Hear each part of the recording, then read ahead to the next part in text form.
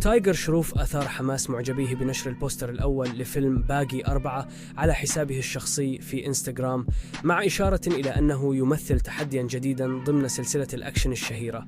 يظهر البوستر تصميماً جريئاً يعكس روح الفيلم، ويتضمن مشاهد توحي بحبكة مليئة بالإثارة والمواجهات الحماسية. سيتم إطلاق الفيلم في 5 سبتمبر عام 2025 بإخراج أيه هرشا، وهو من إنتاج شركة ناديا دوالا جراندسون. الفيلم يعد بعودة قوية لتايجر شروف بمستوى جديد من الأكشن، ويبدو أن الجمهور يتطلع بشغف لمعرفة تفاصيل القصة والبطولة النسائية التي قد تضمه الفيلم. لايك وشير للفيديو وسبسكرايب علشان كل جديد. سلام.